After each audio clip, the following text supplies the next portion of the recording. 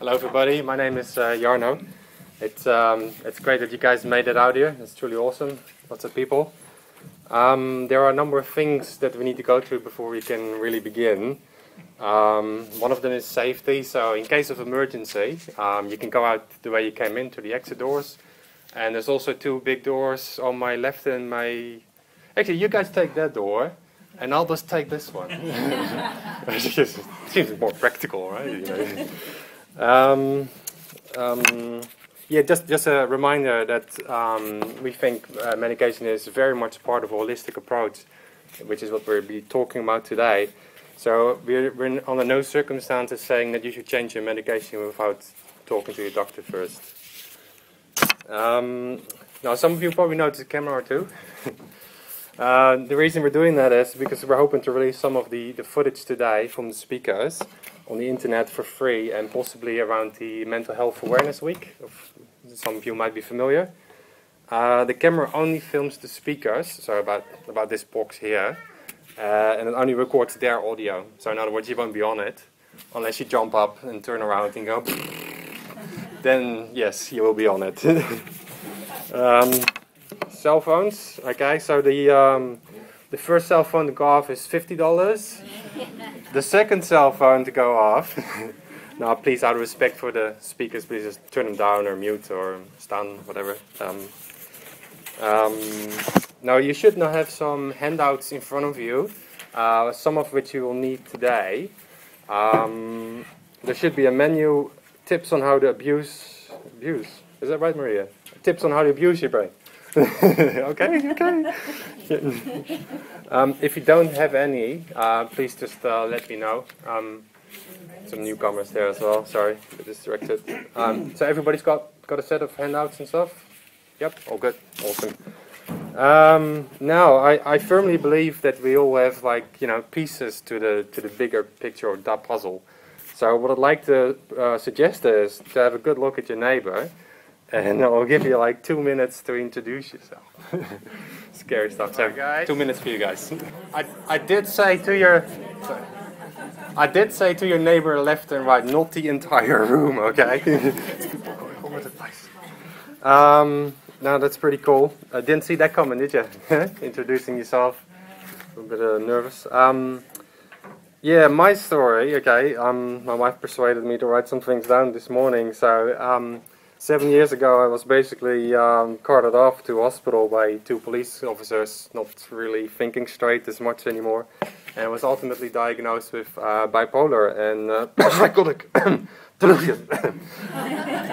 Sorry about that. Oh, typo. I firmly believed at the time that I was God's servant. I'm here to open people's eyes and blah blah blah and blah blah blah. It made no sense whatsoever. But since then, I've done quite well with the depressive side of bipolar, with the help of diet and a clear vision, be proactive kind of thing, which is what we'll be talking about today. Anxiety, still poses a problem, but I have made some significant improvements by following a gradual exposure approach. So you stack things, not higher every time.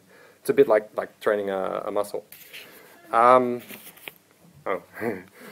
The delusional part, I find it's actually quite hard to come to grips with. I'm always asked, what the hell happened? What happened? So was it real? Did God try and wake me up, or is this a blessing in disguise? Make something good out of it, or did my mind just come up with something out of some need, or delve deep into my conscious and picked up something? Till today, I find that really hard to say. Anyway, looking back at it over the last 7 years, I think it's fair to say that there is hope, and there are things you can all do to improve your lives. So on that note, I wish to introduce Maria Mittelstadt. Maria is the author of 7 books on food and health, and has done 4 TV cooking series in 3 different countries. It's quite impressive, really. She teaches third-year nutrition and has worked as a clinical nutritionist for over 35 years. Most importantly, still passionate about food. So, ladies and gentlemen, I'd like to present you Maria Mittelstadt. Welcome, everyone. Lovely to see such a full room. Let's look at some easy, practical strategies for significantly improving mental health. I would like to begin with a question, an orientation question. Where is your mind?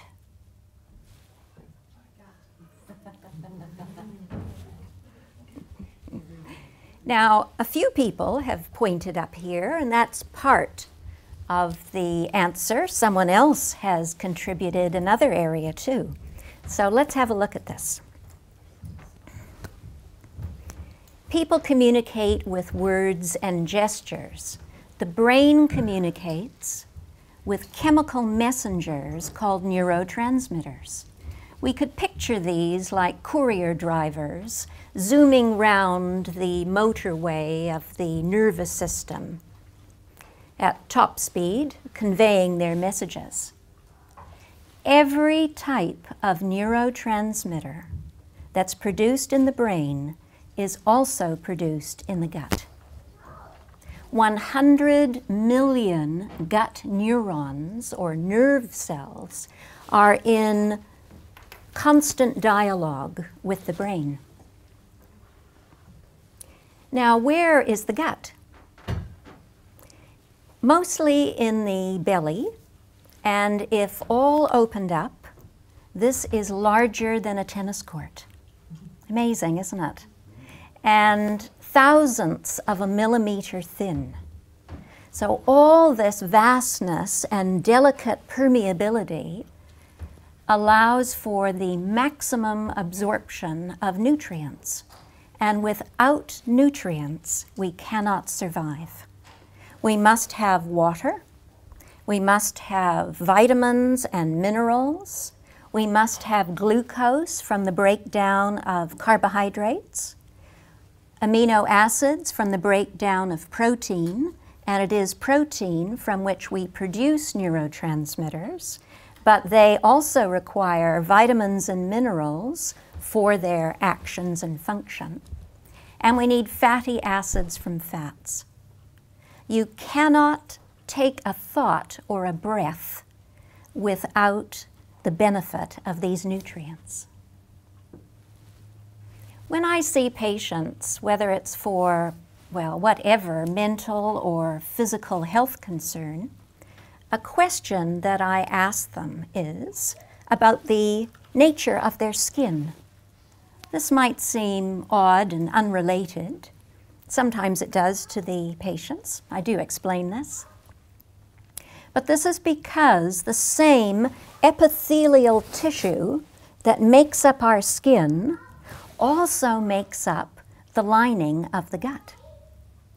So if we can get some indicators from the quality of the skin, then this can give us some evidence, if you like, certainly a sense of direction about how we might do needed repairs in the gut in terms of that gut lining. Some of you may have heard of the neurotransmitter serotonin. It's called the feel-good neurotransmitter.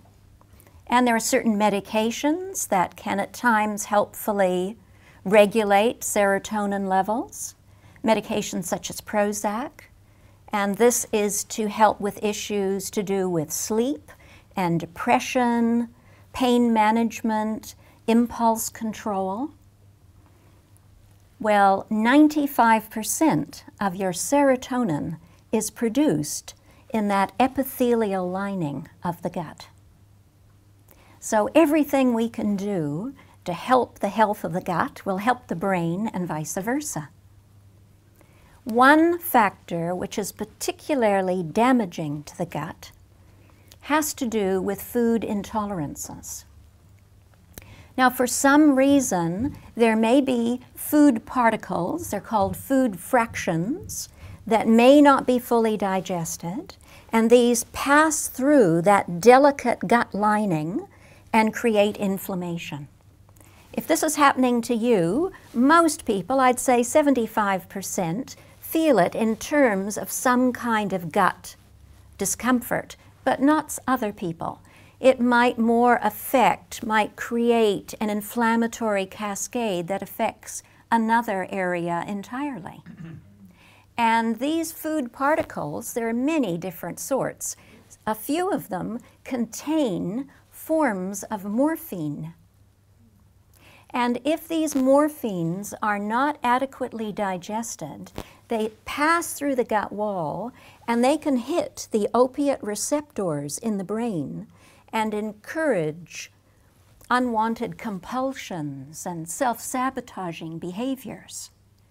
An interesting aspect of this, which at first can seem counterintuitive, is that these food particles that we're not breaking down properly and develop an intolerance to can become determined favorites. They're foods and beverages that we might turn to, particularly when we're under stress or energy has sunk down. The reason for this is because when a food fraction is not properly digested and it passes through that gut wall, that it is targeted as a dangerous invader. So the immune system in particular, more than 80% of which lies along the gut wall because it is so potentially problematic, targets that as a dangerous invader, and your body goes on a little mini-scale red alert. And in that process, adrenaline is released, blood sugar is released, and you get a buzz. You will briefly feel better on the basis of this red alert. But like giving heroin to a heroin addict, they might briefly feel better, they think, but it is at long-term cost. Apart from improving the health of the gut, we can also work on the brain directly. And a good way to consider how we might do this is to think about the structure of the brain. Now, the brain is mostly water. So the quality and the quantity of our foods, of our beverages are very important. For instance, fruits and vegetables have a high water content, so they make a very good option. When it comes to people with anxiety disorders, I do see some common culprits that can work as adverse triggers. And some of these are among our popular beverages. Now, these are generalizations, and what I do for patients is I arrange allergy tests for them so we can determine which specific factors are true for them adversely. So I'm just speaking in generalities at the moment. There are basically two types of neurotransmitters. There are inhibitory ones, which can help make us calm, but too much and we can feel depressed. And there are excitatory ones, which can provide a sense of alertness. I know my body is flooded with them right now. And this can move into anxiety if we're not careful. So those two types of neurotransmitters are very much affected by our food and beverage choices. And for people with anxiety problems, as I say, there are three common culprits. They may not all three be true for each person, but these are the frequent ones. One is sugar. Now, when I say sugar, I'm referring to added sugar, not the constituent sugar found in fruit, for instance. So sugar as in what Chelsea makes, what you'd find in obviously I'm not an employee, but what you find in a sugar bowl or added to baked beans or cakes, etc. So sugar can definitely press on the accelerator of your nervous system. Another one is caffeine. So that's coffee, black leaf tea, chocolate, energy drinks, so-called, and soft drinks. And a third one is artificial additives. So these include artificial sweeteners, which, by the way, promote weight gain, just not through calories. So artificial sweeteners, and often for people suffering from anxiety, also glutamates. Now there are natural glutamates. These are high in foods such as tomato and cheese. See, I can speak Kiwi. Notice that? I say tomato. And also artificially in MSG, or monosodium glutamate. So these are common culprits. And I know I'm throwing a lot of information at you, and much of this is covered in the notes that I've written for you. And if you enjoy that article, please sign up for my website newsletter, and every month you'll get one of those articles and a related recipe. Now, if your problem is more on the lines of depression, then when it comes to food, and of course there are many other factors involved, but this is the area that I'm keen on. When it comes to food, I would be suspicious about wheat or the other gluten-containing grains. Now, gluten is a type of protein. It's highest in wheat, next in rye, then in barley, and there's a cousin form in oats. If, in addition, you tend to suffer from constipation and/or you have a family history of bowel cancer, then I would be especially suspicious about wheat and the gluten grains with depression. Another food that can relate to depression as an intolerance is yeast. Yeast is a member of a very large fungi family, and it includes mushrooms and fermented foods, which include wine, cheese, vinegar. A simple factor that really should be investigated if there is depression is low iron levels. Everything else could be fine for you, but if you have low iron levels, you can feel depressed. So especially for anyone experiencing a lot of blood loss, do you bruise easily? A woman with a heavy menstrual cycle, do have this checked out. And for people who've had long-term low iron levels, and they're eating their red meat and they're taking iron supplements and it still doesn't come right, can be about your gut lining again in terms of how well you're absorbing this mineral. It can also be about an autoimmune disorder called celiac disease. So if this is the case for you, despite genuine efforts, iron remains low, ask your doctor for a blood test for celiac disease. And this is a condition where the body cannot break down gluten, and any gluten in your food, which is throughout our food supply, will cause considerable damage to that epithelial lining, and you'll have massive malabsorption for as long as you don't address that. Apart from water, the next part of, or the next high-ranking aspect for what makes up the brain is fat.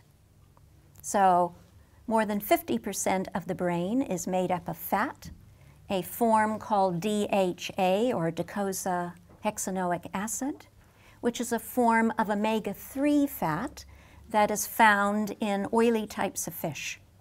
So I recommend that people have about 3 fish meals a week.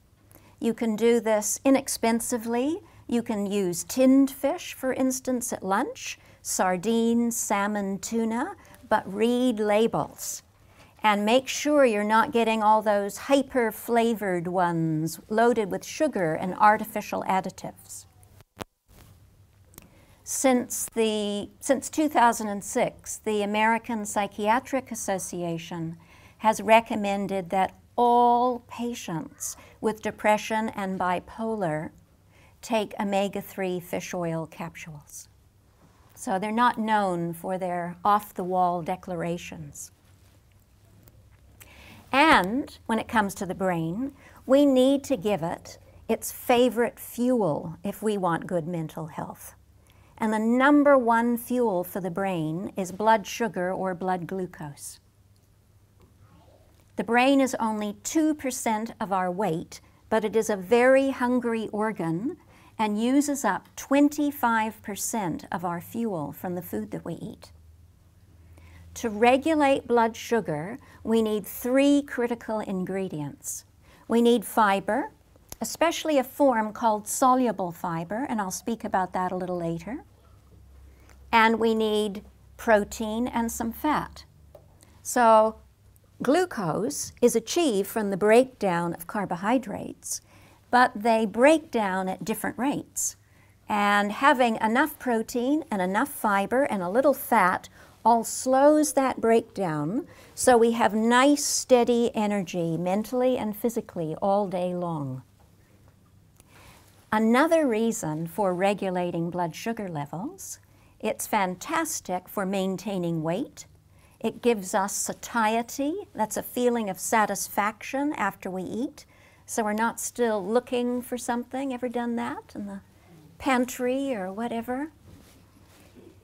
So it gives us satiety, helps us manage weight, manages blood sugar for brain and body, and it is imperative for sleep. And any type of mental health issue usually has repercussions on a person's sleep. We must have well-regulated blood sugar levels when we sleep. Otherwise, the adrenal glands will release adrenaline somewhere inconvenient, like 2 a.m., and wake us up to deal with the emergency. So have you ever done that? Yes, woken up alertly just at the wrong time. So I do find especially that, say, women at menopause, I've noted they really need to watch their blood sugar levels. And, the evening meal just has to be just right. If you eat too little or if you eat too much, this will both disturb blood sugar levels.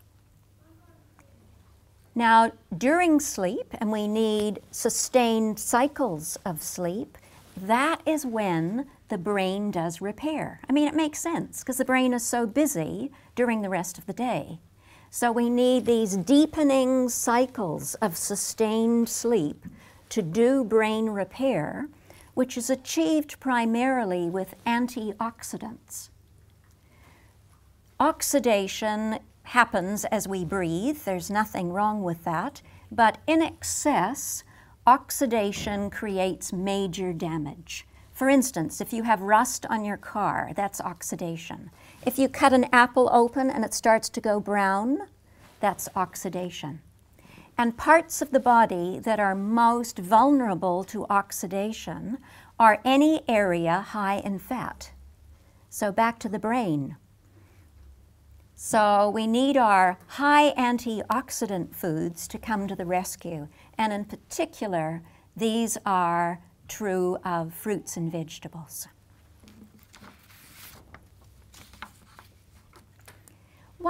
How can we structure our meals? What are some simple ideas for structuring our meals to regulate blood sugar, for this critical fuel for mind and body?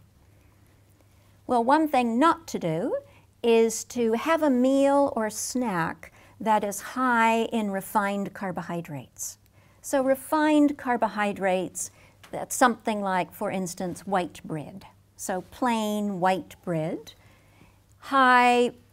Foods that are high in highly refined sugars, still technically a carbohydrate, also will act similarly and cause spiking levels of blood sugar. That's why if our energy and moods are not where they should be, then we subconsciously look for these quick escape routes.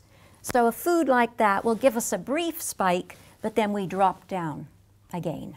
So if we were to have, say, jam with that bread, that would be a really poor choice.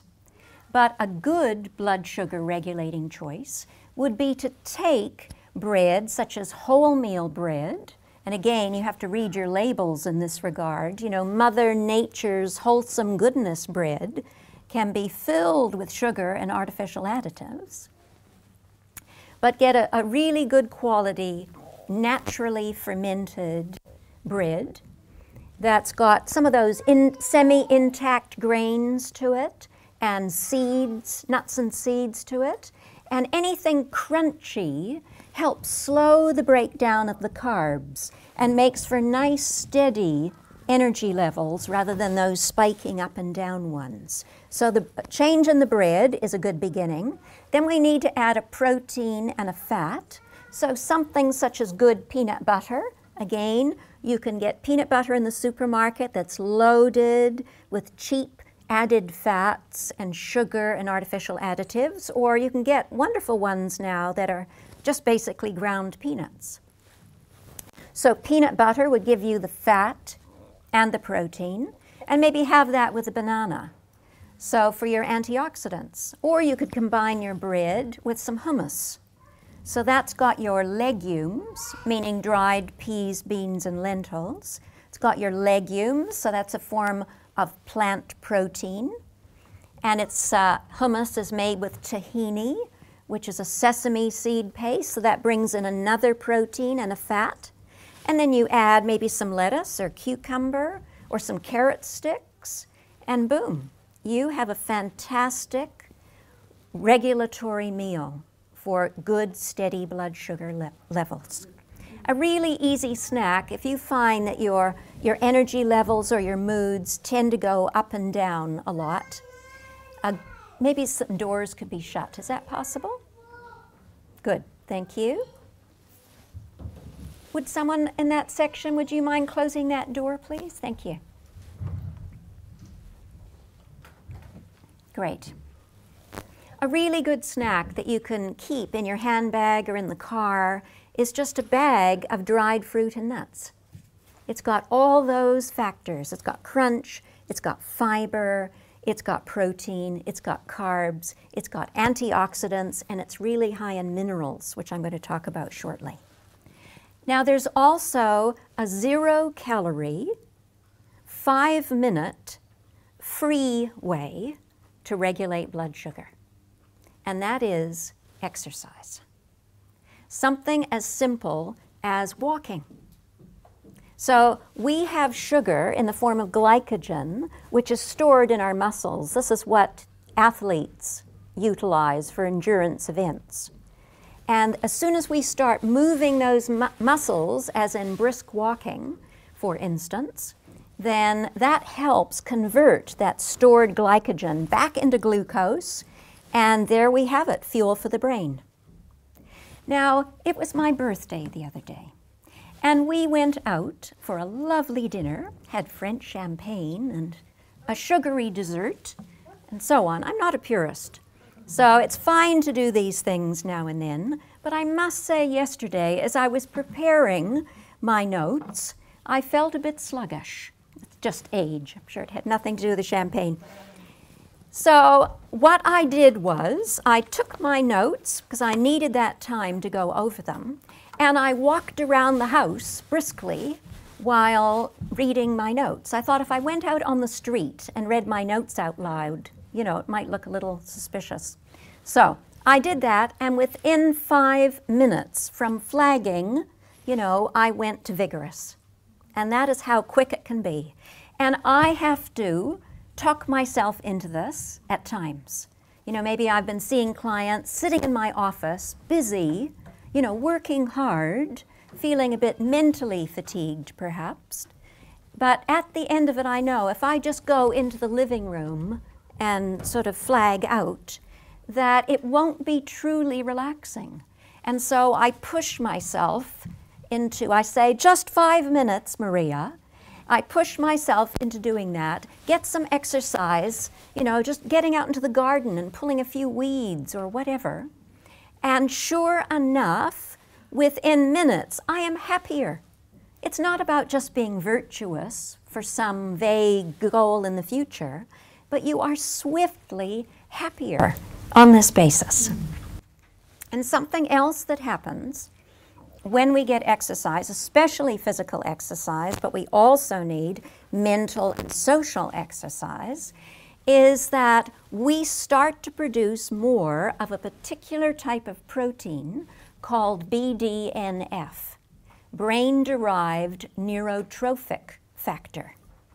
And this factor is what is responsible for building and maintaining the motorway structure that the neurotransmitters travel on. And if you sprinkle BDNF on neurons, they grow new branches.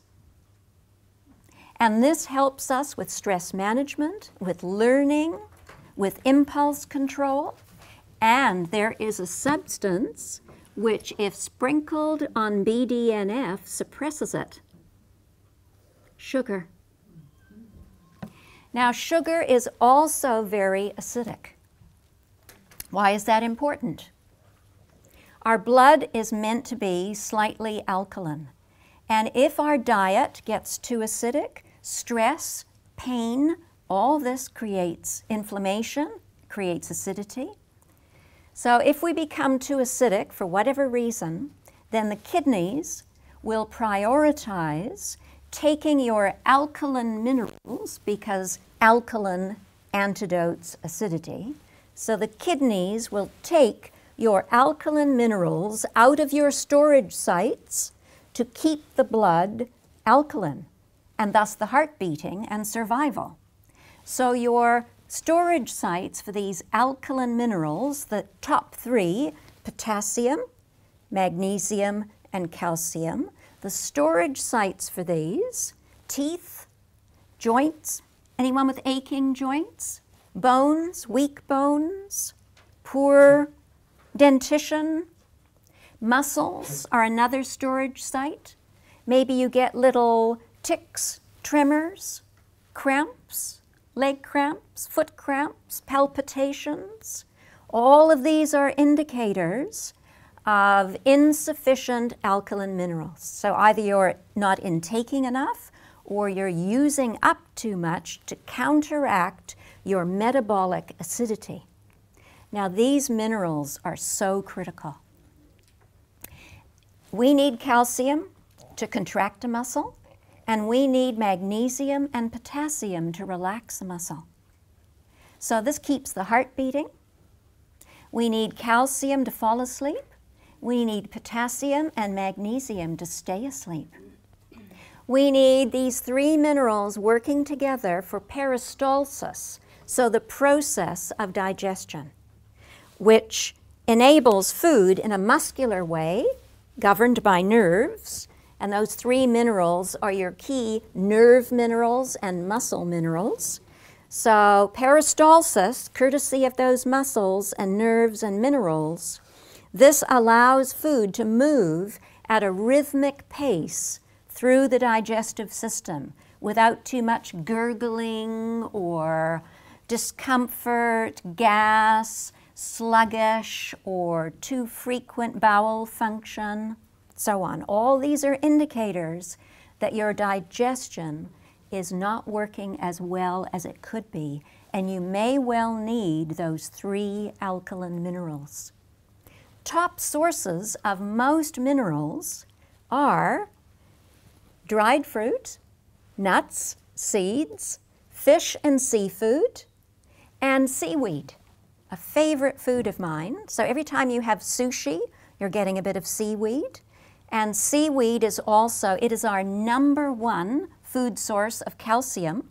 I tell you, milk is way down the list. That is advertising. That is very successful advertising. You need milk for your bones. Read my website article on that. Harvard has done a meta-analysis about the countries that intake a lot of dairy products are the ones with the worst level of osteoporosis. Don't get me started. Okay, so seaweed, #1 for calcium, #2 for magnesium. Seaweed is also a good source of soluble fiber, which I'm going to speak about more. It's a good source of protein, and it is #1 for the mineral iodine. You have a lovely bow tie at your throat, and that is your thyroid gland. It weighs about the same as a pat of butter. And without it, farewell. Without medication. And without it working well, you will have mood problems. If your thyroid is under-functioning, you will tend to gain weight and have depression. If it is over-functioning, you will tend to be anxious and have weight loss, and in both regards have terrible sleep. So, all sorts of delicious foods can work for us to keep us more alkaline. And by the way, seaweed is, just as sugar is the most acidic food, seaweed is the most alkaline food. What else? Now, one last area to open up before I open this up for your questions, and that is about sex hormone levels. Any woman in the room ever experienced mood changes during her menstrual cycle or at menopause? Any male or female in the room experienced mind and mood changes at puberty? So on. So sex hormones are incredibly powerful in how they can affect mind, mood, and health. Now, for instance, if we have too much estrogen, male or female, we will tend to experience weight gain and depression.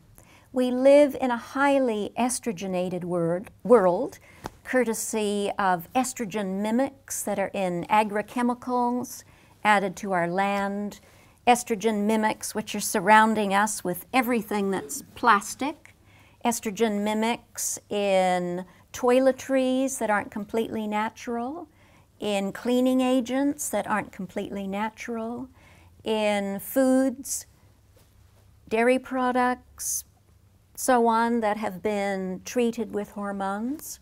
So we have a lot of estrogens.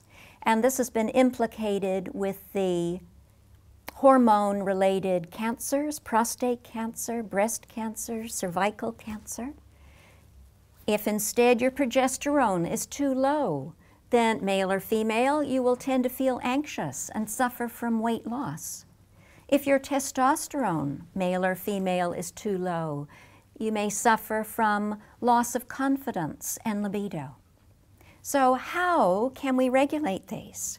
Well, one way is through regulating blood sugar levels.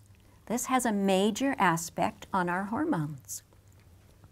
Another is by having enough magnesium, B6, and zinc, which work together to produce and regulate hormones.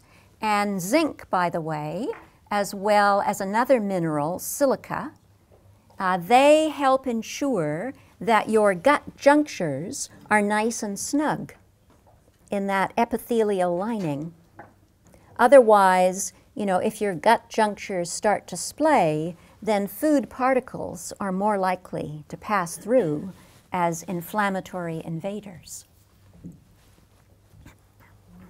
There are also plant hormone regulators that are real superstars. And one of these is linseed. Linseed you can now buy in the supermarket. I highly recommend my linseed porridge in this regard for regulating hormone levels as well. And other plant regulators, soy products, good quality whole bean organic soy products, and other legumes are also very good for regulating sex hormone levels. And finally, back to soluble fiber. Now, not only, as I say, is this number one in regulating blood sugar, which does so much for us, but if we consume soluble fiber, some top sources, I'll go over those in a moment. If we consume soluble fiber, it can form an inseparable bond with unwanted hormones and eliminate them. I'll explain how this happens in a moment. So it can form an inseparable bond with unwanted hormones. It can form, soluble fiber can form an inseparable bond with excess LDL cholesterol, which can line arteries, increase cardiovascular risks. And anything that increases cardiovascular risks also impedes brain function, leaves us more prone to developing fatty plaques and tangles in the brain related to dementia. And soluble fiber can form an inseparable bond with brain weakening and bone weakening heavy metals. So heavy metals, most of us have them stored in our teeth. Mercury, if you have been a smoker or live with a smoker, then heavy metals are there. And again, if you breathe, we have heavy metals in terms of pollution. So everybody has heavy metals. The question is, how good are you at eliminating them? And all the toxic debris inevitably produced from every one of your busy, pulsating 50 trillion cells. These are all producing energy for you, and in that process also debris. And every 15 minutes, your dear, kind liver and kidneys are scrutinizing every drop of blood and gathering up impurities and trying to get rid of them. And the liver takes its impurities, mixes them all together in a substance called bile. And every time you eat, when food leaves the stomach, and if you bend your left elbow and hit your chest, that's where your stomach is. And on the right-hand side is where your liver is. And when the food leaves the stomach and enters the start of the small intestine, your gut, then the liver says, oh, good, they've had a meal, and I'm going to get rid of all my rubbish in the bile. All that LDL cholesterol, unwanted hormones, cellular toxicity, heavy metals. It all goes in there, and if you ate some soluble fiber, that inseparable bond will be formed and it's eliminated. No soluble fiber, all the rubbish goes back to the liver for storage. It's like putting out your rubbish bin each day and bringing it back in the house, just hanging on to them. Not a good idea. Top sources of soluble fiber. Anybody interested? Okay. Top sources, linseed again. Top source of soluble fiber. There's chia seeds as well. They look like little black sesame seeds, and linseed looks like a large black sesame seed. You can get these now in the supermarket. Oat bran, you can buy that in the supermarket. Rice bran, you can get that from a health food store. Seaweed, yay! Another reason for having seaweed. Legumes, a good source of soluble fiber. Also prunes. Prunes are very high in soluble fiber, and they're one of the top sources of potassium, and very high in calcium and magnesium, much higher in calcium than milk, for instance. So all those are great foods for regulating your blood sugar and getting rid of all those impurities.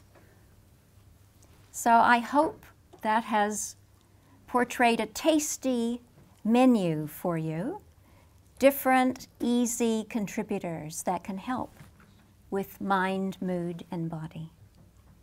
Any questions? How much seaweed would be recommendable per week to, not to fix stuff, but to keep things maintained? Right. Now, seaweed can be very powerful. If a person intakes too much iodine, it's as potentially problematic as not enough. So there's no one answer, but what I recommend to my clients is that they use what are called seaweed fronds, F-R-O-N-D-S. Fronds, you can buy them at any good health food store. Many supermarkets have them now. And they are tiny little bits of seaweed, minute. You know, they look like a large sesame seed or something, that kind of size, but they dramatically increase when you add liquid. And why I recommend those is because you can use them without soaking them. Like most seaweed is much larger, and you have to soak that and rehydrate that. No problem, but I know how people like fast nowadays. So fronds, you can just add, and I recommend to clients that they have half a teaspoon, which sounds ridiculously little, but they do, considerably increase in size when you add some kind of liquid. So add it to any moist food on your plate. Like it could be a salad with salad dressing, or it could be cooked rice or a soup. You just eat them straight and have a glass of water afterwards? You could, but something that helps with soluble fiber is to make it soluble. So the more you can do by getting it wet, then all the better. So, I mean, that would work, but that sounds to me kind of like a chore. I mean, this should be a gourmet experience. And that's the daily dose? Yes. You don't have to have it every day, of course, and of course some days you could have sushi or whatever. But in particular, there are different types of seaweed, of course, and there's one called wakame, W-A-K-A-M-E, and wakame is, in particular, tops in calcium. So seaweed overall, #1 food source of calcium, and the top seaweed for calcium is wakame. And it's also very high in magnesium. So with my clients, I tend to recommend that one. Are rolled oats a good source of soluble fibre? Good question. They do have some, but not nearly as much as oat bran. So if you're going to have cooked porridge, for instance, for breakfast, then I would go with, say, about 1/3 oat bran and 2/3 rolled oats, so that you have a similar taste and texture to what you're used to, but you've really upped the soluble fiber. And what could we also add that'd be tasty to that cereal? Prunes. No. Prunes would be delicious in your breakfast cereal. They're so sweet, and they've got more soluble fiber, and they've got your alkaline minerals. What about psyllium? Good. Yes, psyllium and slippery elm are top sources of soluble fiber. They're more for a specific therapeutic effect rather than just, I focused more on tasty meals.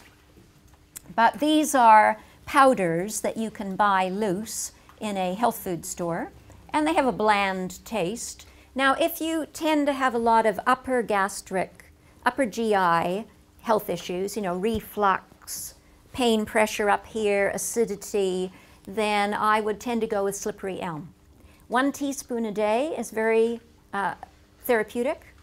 It's very high in soluble fiber. It helps to line the gastrointestinal tract and is very soothing. It's also good for your lungs. So if you tend to bronchial problems, it can be beneficial too. And both psyllium and slippery elm are what are called prebiotics. So you may have heard of probiotics that you use if you've taken antibiotics. And probiotics help deliver the good guy bacteria back into the large intestine. Keeps all our pathogens down, viral, bacterial, parasitic, and fungal. So prebiotics work differently. I often bring these in for clients if it's not crucial that they have a probiotic because it's another food instead of another pill. So psyllium and slippery elm are prebiotics. In other words, they're the favorite food of the good guy bacteria. And so you feed the good guy bacteria and their population naturally increases.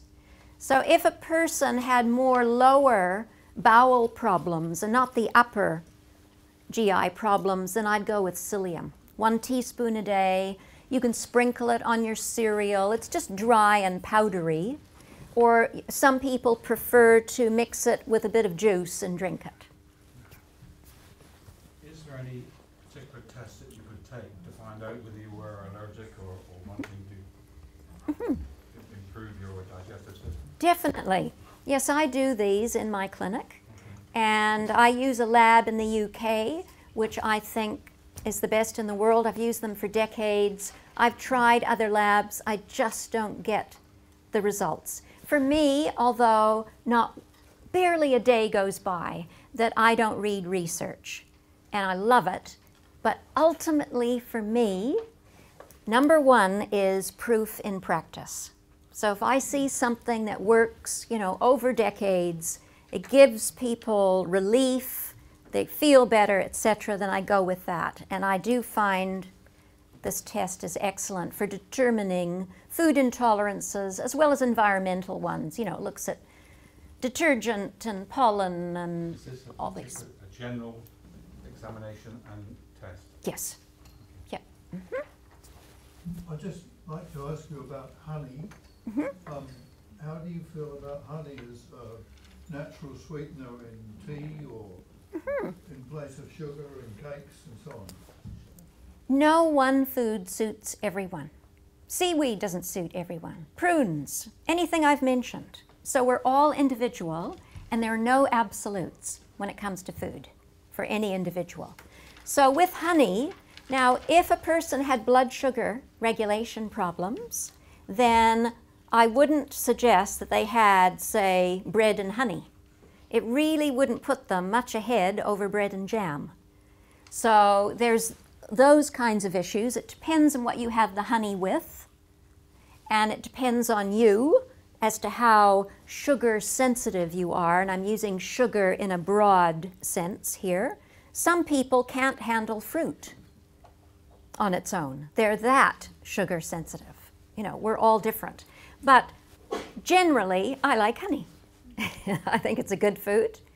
And I think, though, that we all need to question whether we have a compulsion to certain foods. So if some people have a compulsion to sweet foods, and maybe they've battled with it enough that they've gotten rid of the white sugar, but instead they've replaced it with constant fruit, dried fruit, honey, and so on, and you've just changed the window dressing to your compulsion. So there are many ways I have to answer that. How is linseed used? How is it used? All over the porridge? Okay, now there are two different ways to use linseed. Let me know when we have to stop the questions, will you? Right. Two different ways. Now, some people will be familiar with LSA. Now, this was very popular, ground linseed, sunflower seeds, and almonds. There was a book, The Liver Cleansing Diet, came out. Was that the 90s? Or can't remember. Anyway, I was there, but I can't remember it. Sorry? Susan Cabot, I think. Yes, yeah. So it became very popular, and you can buy it in the supermarket, this ground mixture. It's nutty, very pleasant. Everybody seems to like it. So if you're going to use LSA, then you need to use it raw. So, because the linseed, once it's ground, linseed has a lot of omega-3 fat inside of it. And so once you grind something like that, you're exposing this fat. And remember what I said about fats are the most susceptible to oxidation of any kind of food. So you have to keep that raw. If you cooked that exposed omega-3, it's going to oxidize and damage it. So you can do that, sprinkle on your LSA. But I must say, I've had clients who've used LSA for years. They move on to my linseed cereal, and they have transformative results that they never got before. So the other way of dealing with linseed is to keep it whole, so those omega-3 fats are kept inside and protected, but you soak it and cook it briefly. And this helps solubilize the fiber to the max. So you get the soaking and then the light cooking, and you get the big benefits from the soluble fibers. So different ways. Should I make that the last question? No, Yeah, you can ask it, but you can. just about that. So if you soak the linseeds, does it have to be cooked then You can't eat it as like a raw birch. You could, but soaking and cooking will maximize the solubility. Mm-hmm.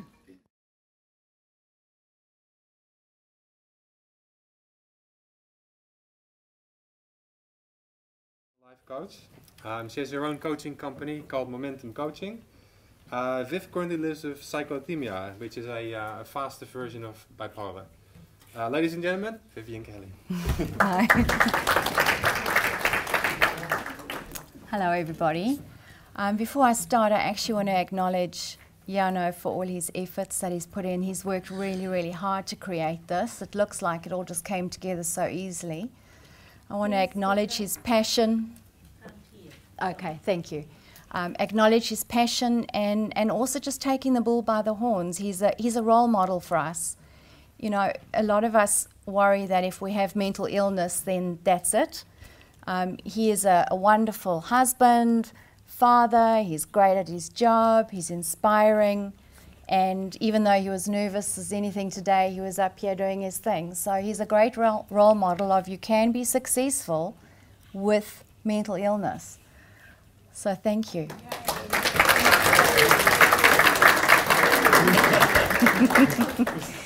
So I'm going to be speaking from an extremely different perspective. So from a coaching perspective, I have cyclothymia, which is a version of bipolar, and I was diagnosed with that 17 years ago. I was on heavy-duty medication for a while, fell pregnant, had to go off that, and since then I've pretty much tried to maintain some form of healthy level of sanity without a lot of medication. So sometimes I'm on some light medication.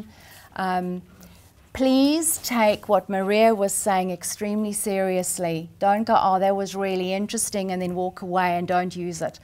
The diet part of things is one of the most useful ways to manage any mental illness. So really take what she said and use it. And I'm hoping to be able to give you some practical, useful things today as well from a life coaching perspective.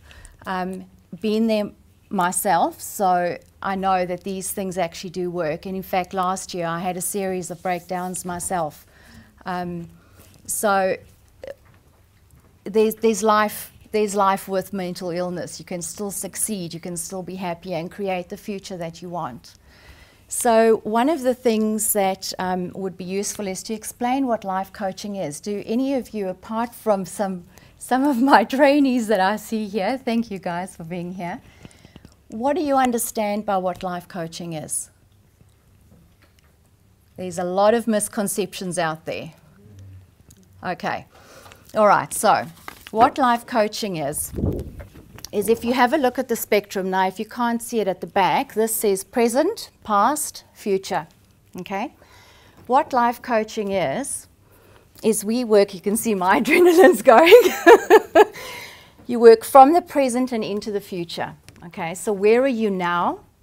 Where do you want to be? And sometimes the first part of the life coaching is actually determine where you want to be, because you have no idea, you just know you don't want to be here. And then what is going to move you towards that. So it is a very positive, building and constructive process. Now, therapy and counseling and everything that fits into that side tends to lean more from the present and into the past. Analyzing, understanding, processing, healing. So very important as well. But that is not coaching. So a lot of people think that coaching is just another form of counseling or therapy. It's not. It's completely different.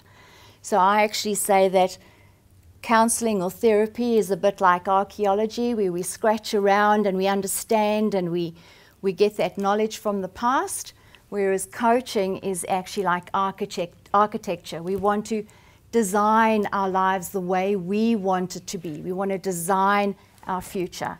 So that's what coaching is. It's a very exciting and very positive and constructive process. I have a lot of, I see a lot of familiar faces here of people that have trained as coaches. In fact, won't you just stand up quickly so that if people have got any questions afterwards, you know who you can target? Come on, guys, stand up if you're momentum coaches. So they all have their own areas of speciality. Yes, Deborah, you too. So if you've got any questions, you can target them afterwards and ask them, pick their brains. Now, in your little booklets that I've put there, so that's these, I thought I'd go a really practical approach today and actually teach you a very, very popular and well-used coaching tool that you can actually use on yourself. So it is a very common tool used in the coaching profession.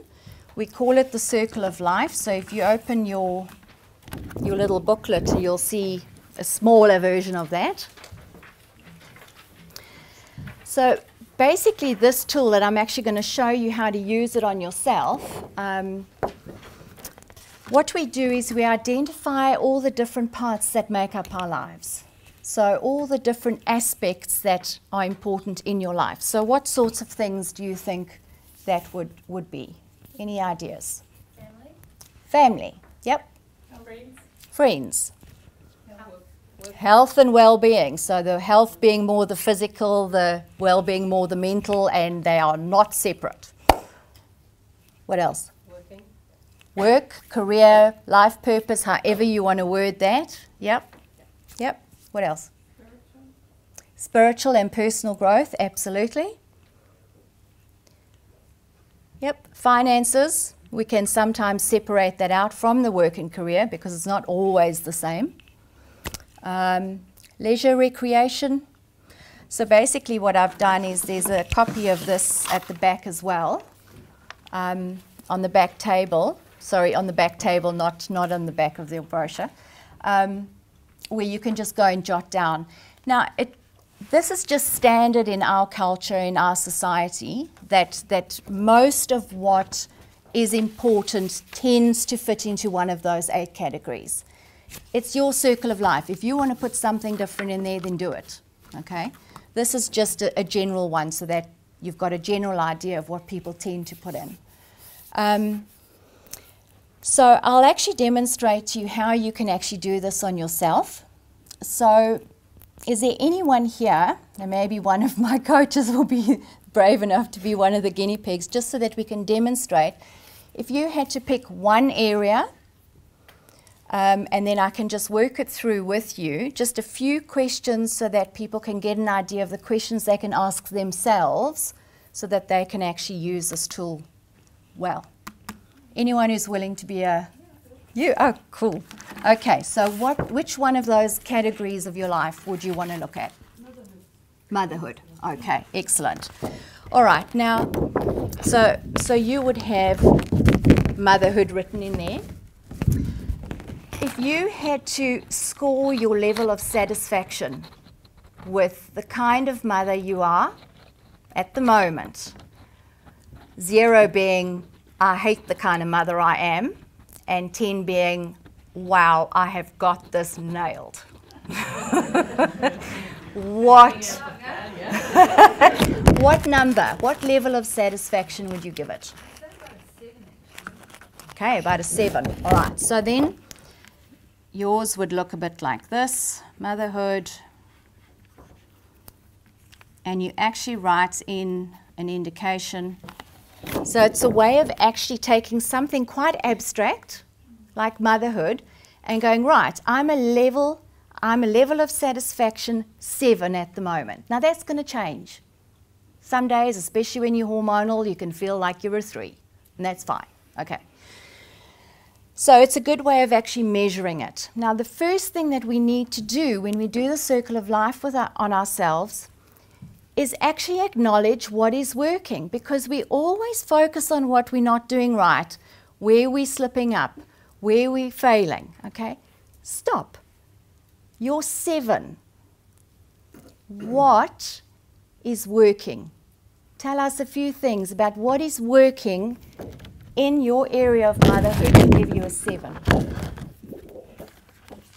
I find quite a positive way of communicating with my child, even though she's like a teenager. Wow. it's not perfect by any means, and I know that a lot of what I learned is not to take things on board personally. Okay, so already you're acknowledging your strengths. Yeah. Okay, we don't do that enough, guys. All right, we're very quick to criticize ourselves. So acknowledging, I communicate well. Obviously, you've created a feeling of safety where she can communicate with you. Relatively. Yeah. Okay. So the first thing you do after actually measuring your level of satisfaction is you acknowledge what you are already doing that is working. Whether it be a way of being or whether it is something you're doing, it doesn't matter. We call that your success template. You want to keep it going. You want to actually go, right, this is working. I want to do more of that. Okay? The more you acknowledge yourself, the better you actually feel. Then the fun part is you get very clear for yourself, if I was a 10 level of satisfaction, if, the big if, what would that look, feel, and sound like to you? Some keywords? More supportive, possibly. More supportive, Yeah. yep. Possibly more sort of open Yep, to where she wanted to be. all right. You know? Seeing things more from her side as well. Okay. I wish I had the ability to maybe teach her more. You know, but because I feel I lack the mental agility to be able to sort of help her out with the schoolwork. And Okay, things like so the more academic, Yeah. more academic support. Yes, yeah. And she'll ask me a question, I won't be able to answer it, and then she's like, oh well. Yeah, there's Google. There's nothing that doesn't answer. Well, yeah, you know, that kind of. Yeah. And also, you know, learn, I mean, the reason why I score myself a 7 is because there is still some issues around my own self-control around her. You know, teenagers do know exactly what button to push when, you know what I mean? Oh yeah. How to push that button. Yeah. Oh yeah. And it's learning, I think, to process and control that in myself to get a more positive outcome, because often that can escalate Yep. to an unhealthy level of communication. Okay. All right. But I don't want it to be fake. No. Do you know what I mean? Yes, so- Is that, you know what I mean? Absolutely. So being really authentic, you've said open, more supportive academically, understanding things more from her perspective. Yeah. So you've actually got, and we've all got a really clear idea when we take time to stop and think, what would our 10 look like? We actually do know. We just don't really pay enough attention to focusing on that. Now, there's an extremely strong and powerful concept that we use in coaching, and that is what you focus on expands. So don't focus on your butt, okay, because that'll expand as well. So what you focus on expands. So if you're focusing on, I want to be more supportive, I want to be more open, I want to be able to communicate more freely and openly and have a little bit more awareness so that my buttons aren't being pushed, then that is what your thinking actually focuses on and latches onto. If you focus on, oh, geez, I lose control around my kid and I'm this and I'm that and all these negative things, well, that's what you're going to focus on and that's what's going to expand. So it's actually more than just random and annoying positive thinking. It's actually choosing. Is that like fake it till you make it? Is that really kind of what you're saying? Ugh. No. It's a case of being aware of what you ideally would like to move towards. Yeah. There are some coaching thinking streams that come very much from the fake it till you make it side. We don't do that. Nah. Okay. So you've measured where your level of satisfaction is. You've acknowledged what is working and you've actually acknowledged yourself for that. All right? You have done that. You then identify where you ideally would like to hang out. It's not going to happen overnight. Relax, okay?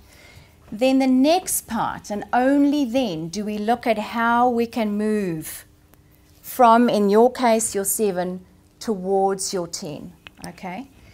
Now, even if you've got something, for example, I don't know, finances, and it's a 3.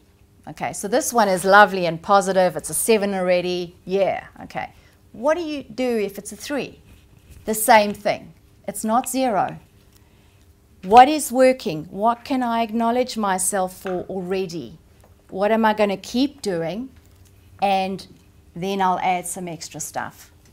So even if it's really low, it's not 0. Okay? So you can actually work your way around your circle of life. When you want to start moving from your let's call it your 3,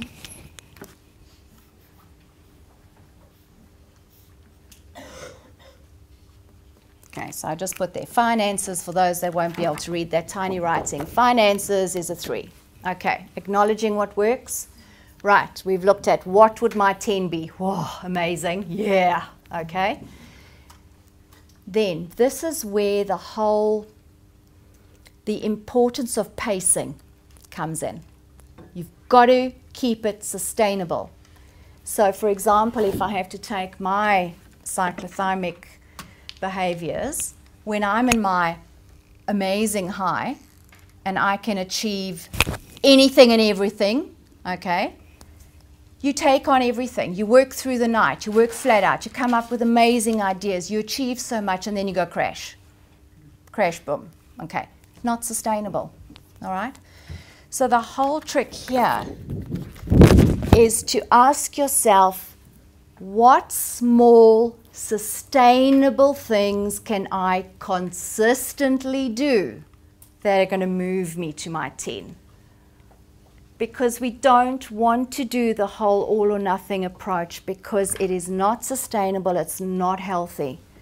So that part is very important, okay? Constant, small, sustainable steps. We do not want to set ourselves up for failure. That helps absolutely no one.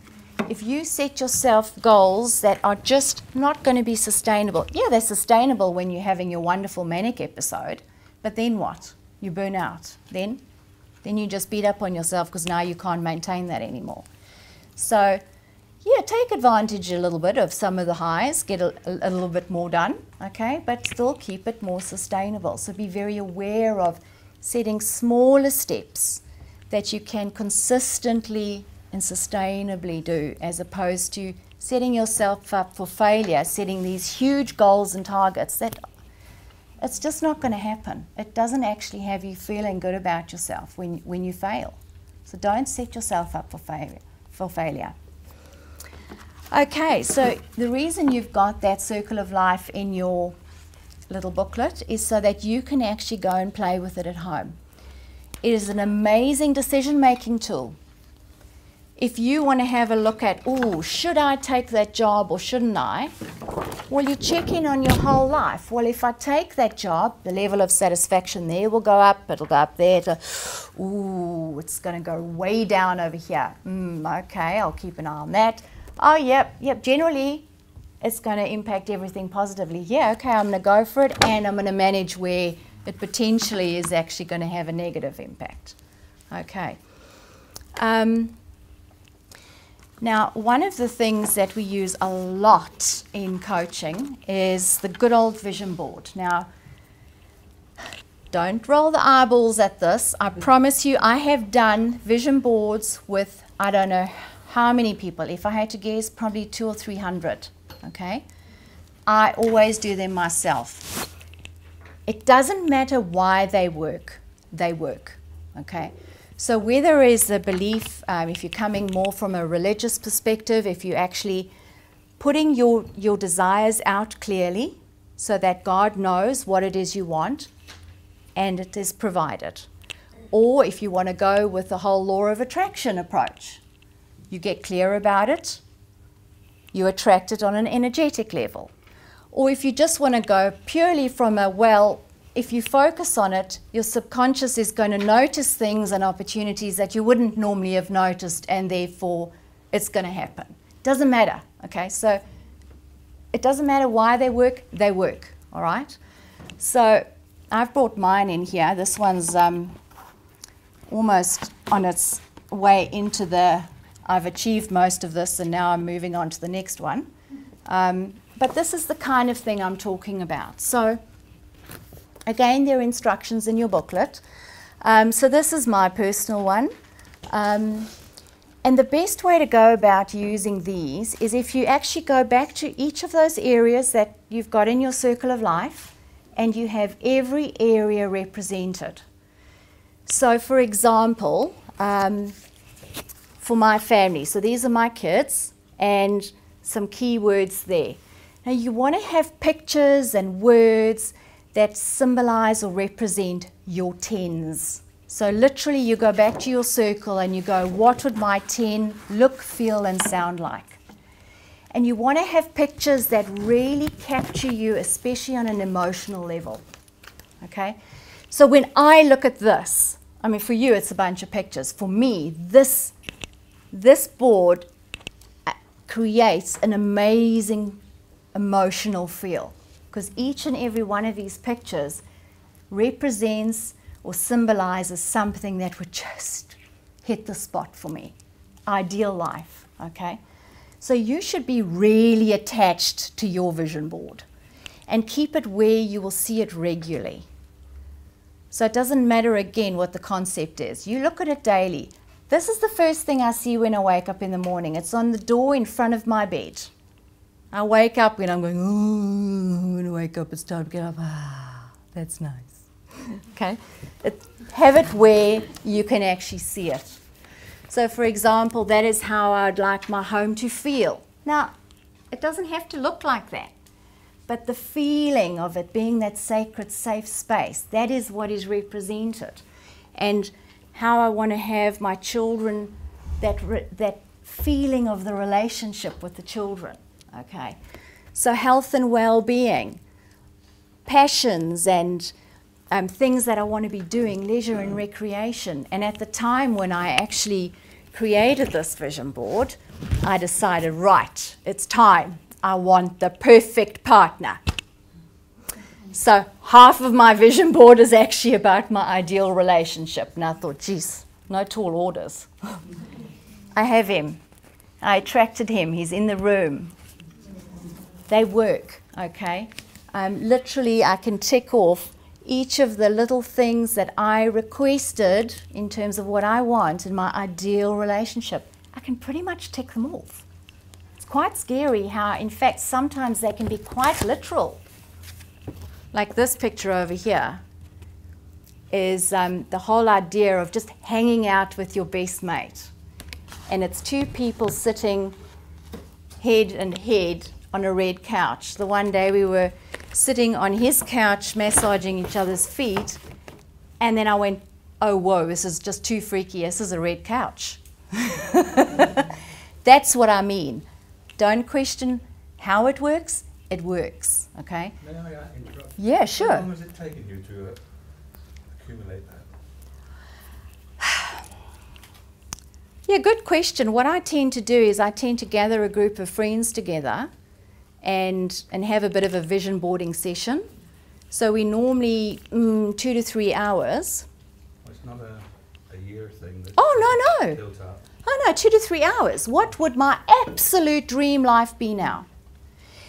And then, very important, with a vision board, we are not interested in how we are going to achieve this. Okay? That's a whole separate issue. Okay? With your vision board, you just take off the blinkers, the limitations, the how possible is it, and you just put out there what would really blow your hair back. Now, this is important because when we're in our depressive state, we can feel like there's no hope. We can feel like this is how it's going to be forever. No, it's not. And especially if you're cyclothymic or bipolar, you know you're going to come out of the down anyway, so there's going to be some good stuff. Okay. So this is just your ideal. It's got nothing at all to do with how possible or, oh my goodness, how on earth am I going to create this amazing something? Things happen. It's amazing what opportunities come your way when you're very, very clear. Okay? So it is a very positive way of looking at what you would like in your life. Now, it's all very well to have our visions and our goals and our circle of life and all of that, but then we've got these very crazy human behaviors and ways of sabotaging ourselves and all of that, and fear. So anxiety, okay?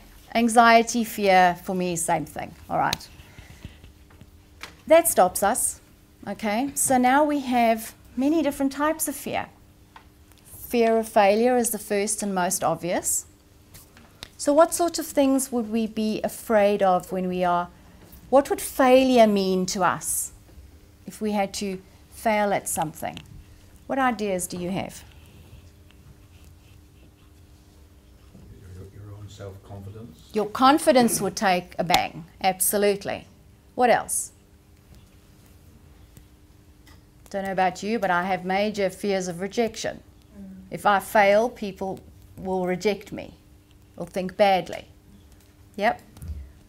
What else would failure mean to you? You'd be very nervous about attempting the same thing or something similar again. Oh yeah. I suppose that's the same as losing confidence. Once burnt, twice shy, not going back there. Yep. What else? Self-esteem. Non-acceptance of yourself. I made a mistake. Yeah. Oh, imagine that. I made a mistake. Whew. Yep. Oh, so we're not superhuman after all. Embarrassment. Embarrassment, shame. Yep.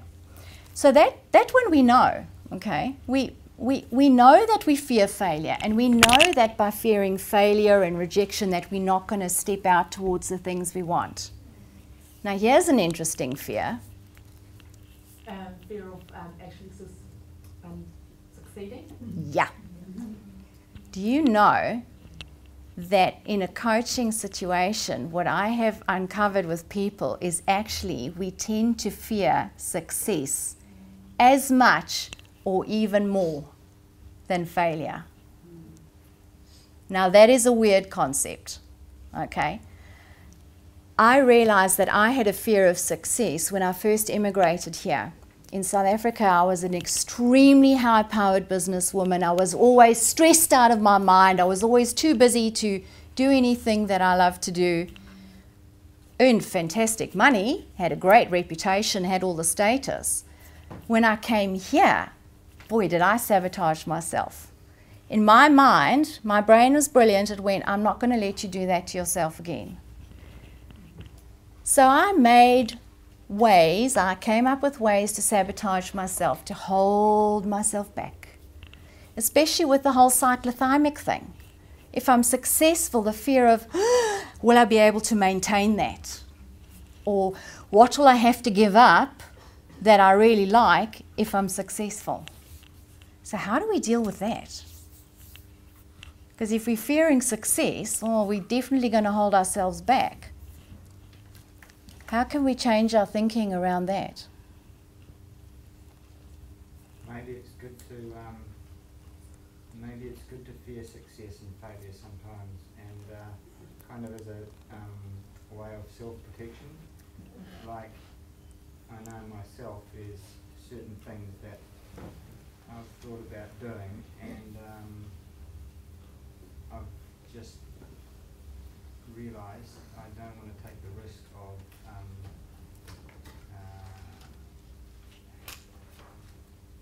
well, if I failed at that, for example, or I don't know, even maybe the opposite, being successful at it, I just wouldn't want to take that risk because the way it might affect my mental health. Exactly. And I think maybe having fear sometimes is good, and as long as it's not holding you back too much. Exactly. Absolutely brilliantly worded. One of the ways we can actually help ourselves is to make friends with anxiety and fear. It's not the big enemy, because I don't know if you guys can relate to this, but at one point if I used to catch myself feeling anxious, I would have an absolute panic that I was feeling anxious, and then so I'd be panicking that I'm panicking, and then boy, then once you're in that cycle, you're done.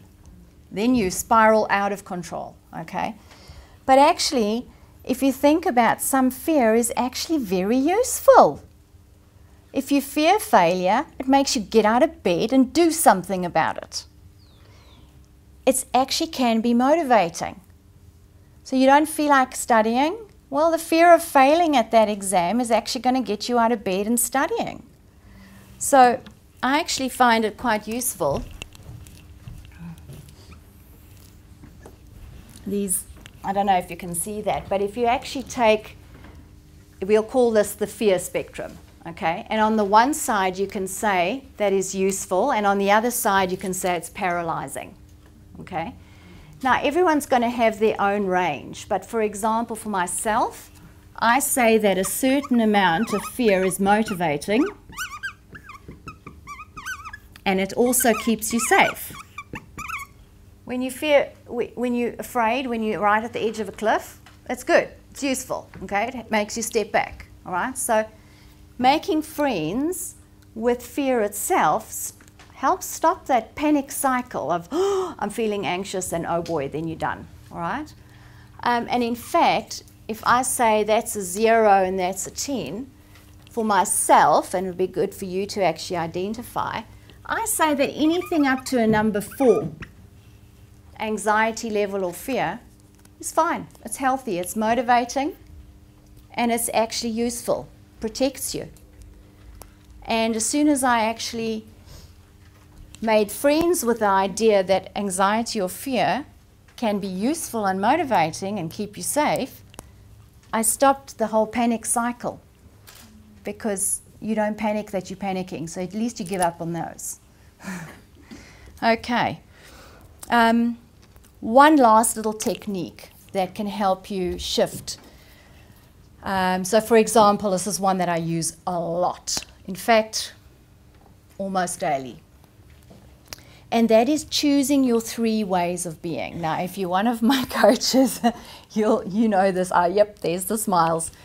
We talk about what 3 ways do you want to be. So for example, I was really nervous coming here today. So I chose that I wanted to be calm, intuitive, and engaging. So then what you focus on expands, and so your thinking, your self-talk, your emotions, your actions, your choice of words will come from that. Now, if I was thinking I'm nervous, I'm going to really mess this up, that's what you focus on. So whether it be before you get out of bed in the morning and you go, okay, what's ahead of me today? All right, okay, geez, that's a huge day. All right, how do I want to be today? And that good old package of 3 works amazingly. And you ask yourself, if I was being those things, would it make it work better for me today? So what 3 ways of being will make it work? And it's amazing how when you choose that, and you can use that for your day, you can use it of how do I want to be with that person. You can use it on your way to an interview when you're really nervous, or like I did today, focused on it before I came up and got it all sorted out this morning. You can self-coach, and you can just do that in an instant. And it's amazing how useful and effective that actually is, and it's just so simple. Okay, any questions? No? Yep. And when you talk about the choices, would you not always be the same? No. No, because sometimes there's something missing, very specific to that.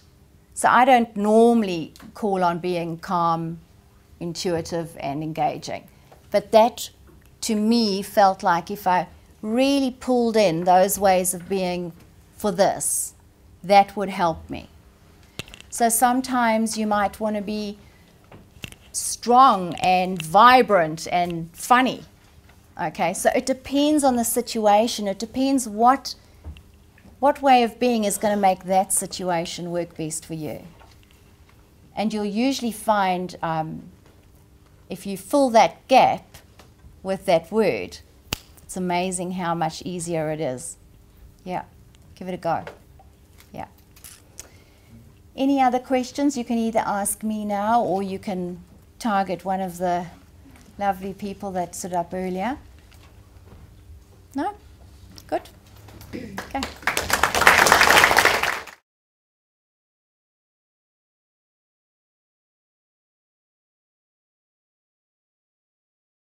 Thank you very much again, Jano, for the introduction and for organising this afternoon. And thank you, everybody, for making this such a successful afternoon and it's such a great turnout.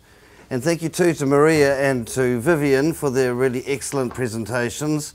Because we as doctors, we do tend to rely very heavily on medication and often just with the way time is, ignore other aspects of people's lives.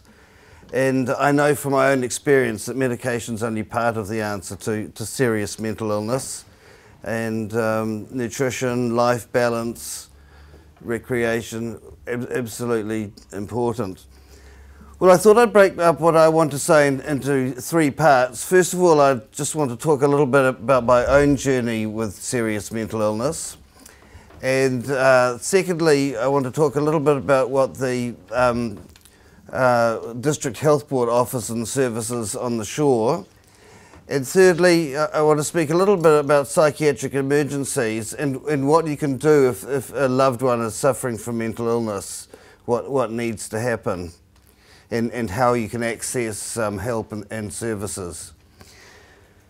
So a little bit about myself. I'm a 57-year-old and I live with bipolar disorder and have developed the illness around about 1980 looking back, and first got help in 1990 when I actually rang up one of my classmates in the middle of the night and said, I need help. And she said, well, when? And I said, I think pretty well right now. And she organised for me to see a psychiatrist on a Sunday afternoon, and he told me very quickly that I had bipolar disorder. And after 10 years of suffering with mood swings, I thought that made an awful lot of sense. And I was really lucky that I was able to accept the diagnosis and to accept that I needed treatment. Looking back to how the illness developed, really it was having a life totally out of balance. Back in the late 70s and early 80s, there were no restrictions on hours that young doctors worked, and we worked ridiculous hours. Previously, the generations before us would be on call at night and they'd be lucky to be called out of bed once or twice. But when we were on call, we worked all day, all the night, and all the next day as well, and then repeated the process 2 or 3 days later. It was really insane, and fortunately, those days have gone. I remember one weekend working in the Children's Hospital, which was Princess Mary at the time, still on the grounds of Auckland Hospital. And the weekend on call would start at 8 on Saturday morning and finish on 5 on Monday. And I remember having had no sleep all weekend whatsoever. I'd been running around all night with lists as long as my arm of what I had to do. And then on the Monday morning when the consultants came to do the ward round, I would see the patient, I'd see my notes, and I would have no memory of ever having seen that patient before or ever having written the notes. It was the most bizarre experience. And partly because I felt so heated about it, I got into medical politics at the time and became the secretary-treasurer of the Young Doctors Union called the Resident Medical Officers Association, and then became the negotiator. And I had the real privilege and good fortune to have the powers that be in Wellington agree to a time and motion study because they did not believe the hours we worked. So the time and motion study got done, and the people who did the time and motion study could not keep up with the doctors. They could not stay awake. So things have changed, and doctors are not allowed to work more than 16 hours at a stretch now. We have to have a night's sleep. But anyway, I think that broke down my normal regulatory systems of mood, because from then I remember as a house surgeon working on a run. I was doing relieving duties, and I was on a medical run for 2 weeks. And look, I just couldn't stay awake. I'd rush off to my office when I could, just put my head on the desk. And I thought it was exhaustion, but it probably was a bout of depression looking back.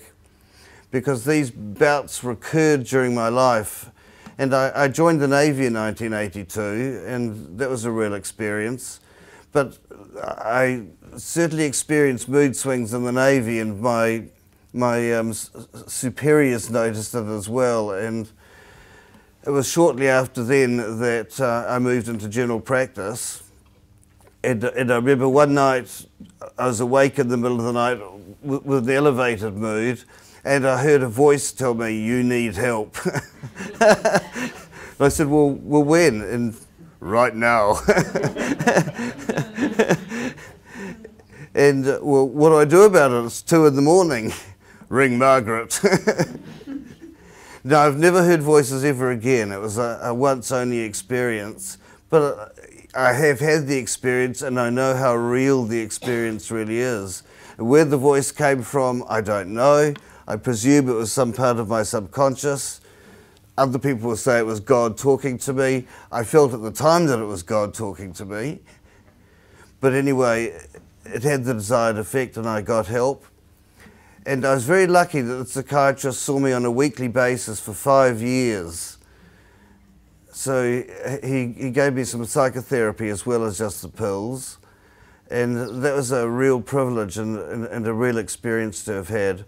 And I was working in general practice in Mount Eden at the time, and I had quite a psychiatric load in my practice. In fact, general practitioners see 80 to 90% of mental illness in the community.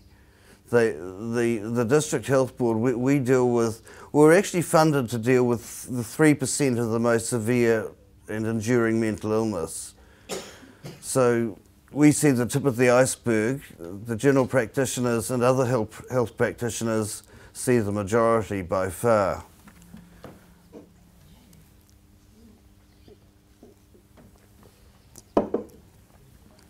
So I had that privilege of this psychiatrist for 5 years. Then I moved on to another lady. And in 1998, I was having problems in my relationship. I just was not happy in my relationship. And a friend said to me, have you heard of Landmark Education? And, well, no, I haven't. Well, have you heard of the Landmark Forum? Well, I have heard of a thing called the Forum, and I have heard of the thing called Key Seminars, and they're pretty way out, aren't they? But anyway, I thought I would give it a go to save my relationship. And Landmark Education is kind of coaching with a large group dynamic. And it can be very powerful, and certainly does not suit everybody, but it really helped me. And I spent about 5 or 6 years doing courses with this organisation, and was able, through the work, to sort out some of my own inner conflicts, to stop complaining, and to realise how much power persistent complaints can take away from you. And I also learned about gratitude too, and focusing on what's possible and drawing that towards myself. So I can really identify with you, Vivian. I know you're in a different model, but really powerful stuff. So that probably was the greatest help in my life, I think, as well as the medication. And it's really taken until 2 years ago, when certain medications became available in New Zealand, that I've really got on top of the illness. Because the last 2 years I've really felt completely normal, and apart from getting tired like everybody else does, I've had no mood swings for nearly 2 years now. So I'm really lucky and really grateful, and I'm really grateful that I'm able to work full-time in mental health. I sold my general practice in '94 because I became very interested in psychiatry, and became a psychiatric registrar. Unfortunately, around the time of my exams, my illness just was not well controlled enough, and I chose not to sit them. So I'm a medical officer in psychiatry as opposed to a specialist psychiatrist, but I do exactly the same job, I just don't have the same status.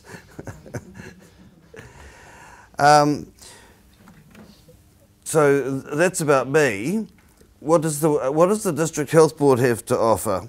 Well, District Health Board offers services to child and youth,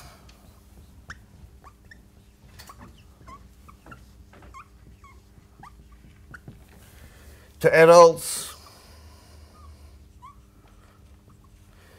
and to older adults. It used to be 65, it's now 70.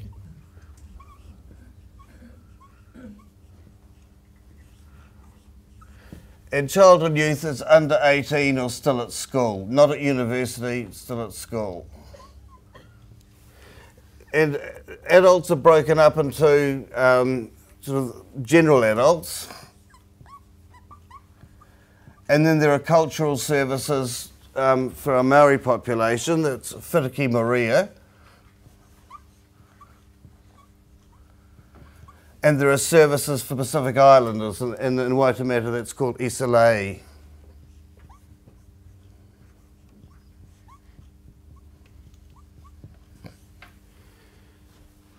Right, now what services do we actually offer? Well, I've only got a little bit of board, so I'm going to have to rub that off. It's not very good, is it? Bit of elbow grease.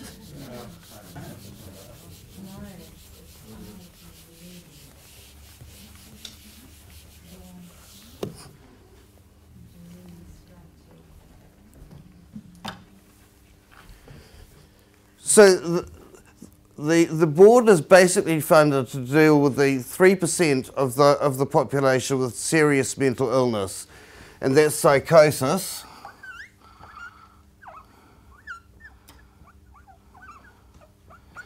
and the main illness we deal with is schizophrenia.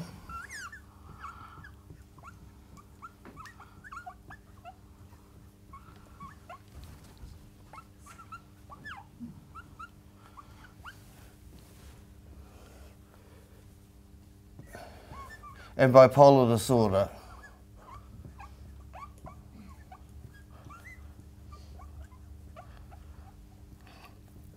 Now, some people with bipolar disorder do not have psychotic episodes. Psychosis is when you lose touch with reality and is commonly characterized by delusions and hallucinations.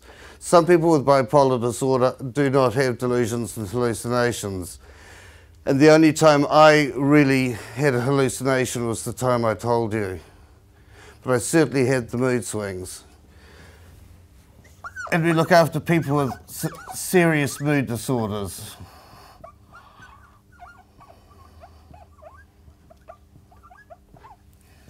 And that's refractory depression that's not responding in the community to usually general practitioner measures.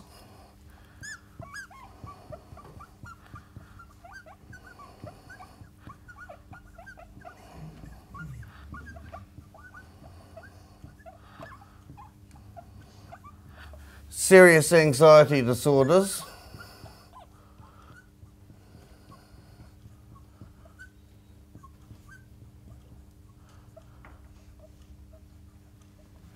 And OCD can be seen as part of the anxiety spectrum.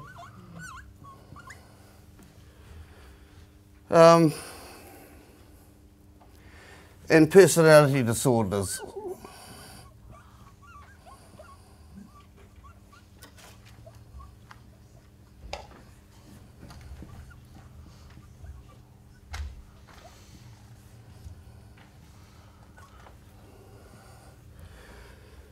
Now, antisocial personality disorders tend to end up in the justice system, and Waitemata has a forensics unit and a forensic system for dealing with those people. It's the Mason Clinic.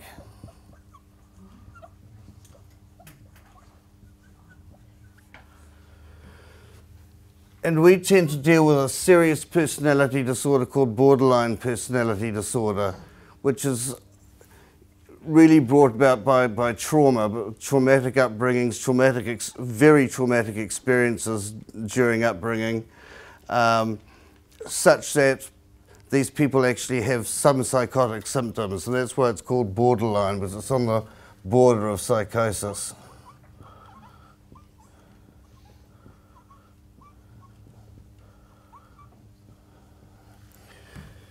People with borderline personality disorder usually have terrible relationships with themselves and are known for self-harming. So it's very tragic. Anyone got any questions on this? Where does straight clinical depression fit in there? In with the mood? It's a mood disorder. Sorry, I left that out. So is anxiety disorders, are they seen as mood disorders? I didn't realise that. Yes, they are. Oh, okay. Yeah. Anxiety and depression are very closely linked. I know that they still use ECT treatment in the hospital. How successful is that?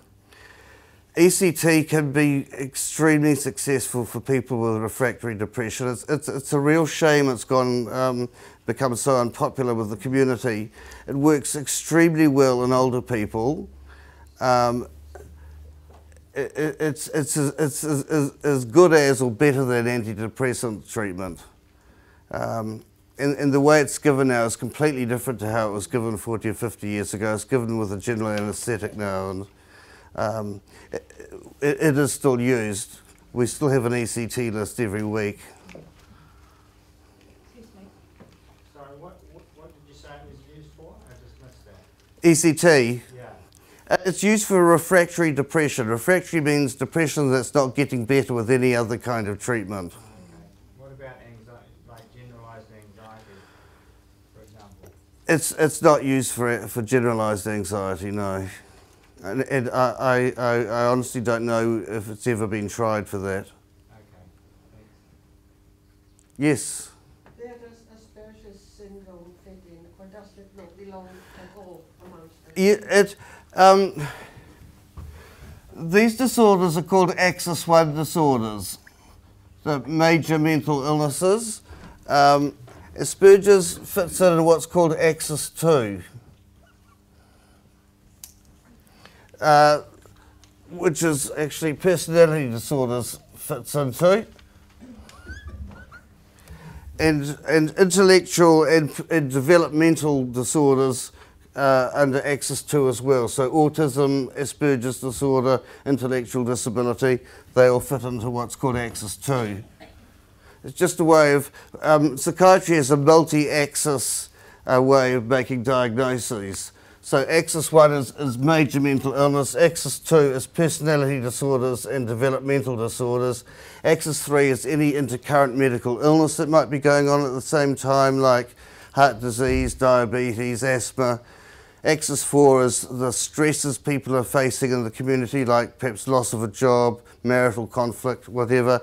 And Axis 5 is a wrap-up and just assigns a number out of 100 to the patient's level of functioning. Sorry, it's probably quite complicated, but any questions on that? Yes? Yeah, this is a very general question. Do you believe people, as a doctor, can recover from personality disorders? Oh, absolutely. Yes, I do. Yes. When will they start using more nutritional medicine in the Taharoto unit? Well, that's a very good question. I don't know the answer. I don't work in the Taharoto unit. But I do believe that it's something that needs addressing and in time will be addressed.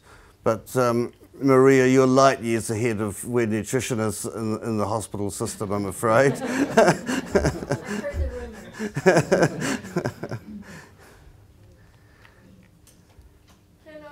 borderline personality disorder lead to depression, or is it linked to it from the beginning, or the other way Well, that's a very good question. I'm asking because I've had both. I imagine they're both separate issues, but I imagine that having a difficult personality to deal with would add extra stress and make you more prone to having depression. I mean, depression is, after all, just, you know, it's having life pressing down on you, and what happens? You get depressed.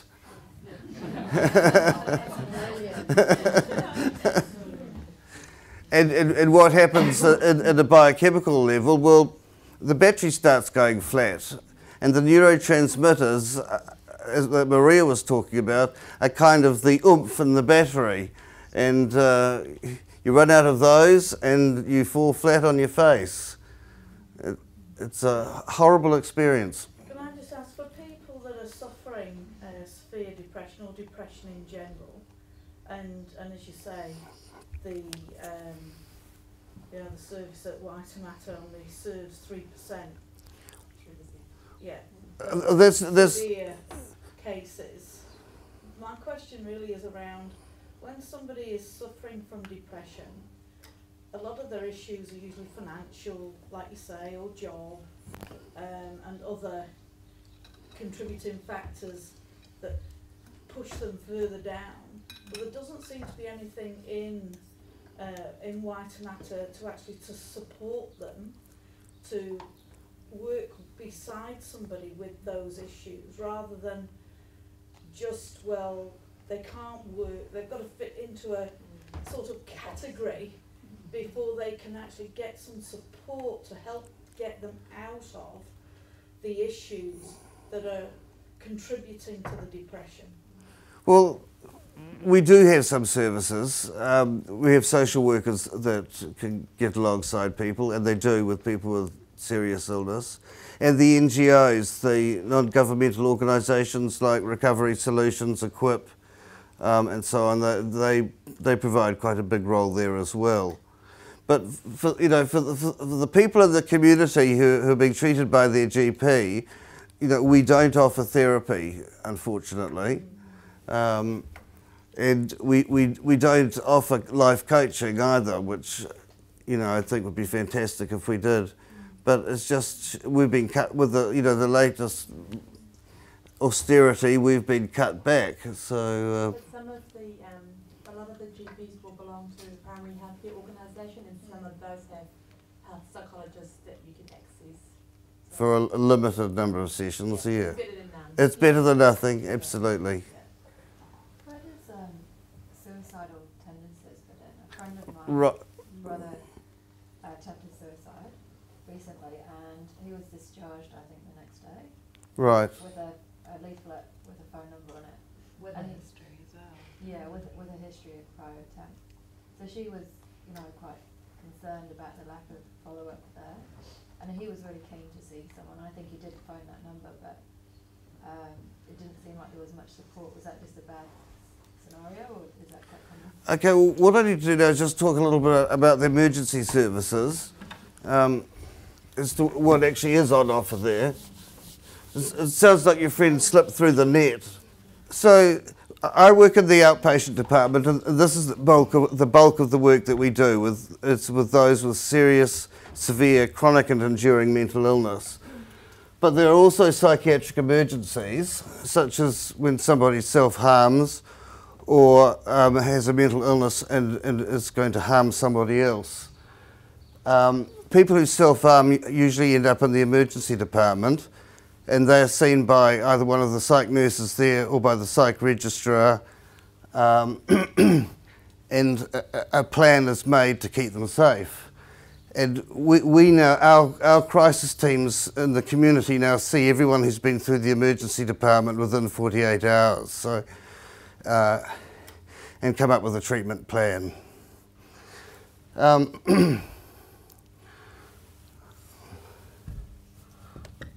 So first of all,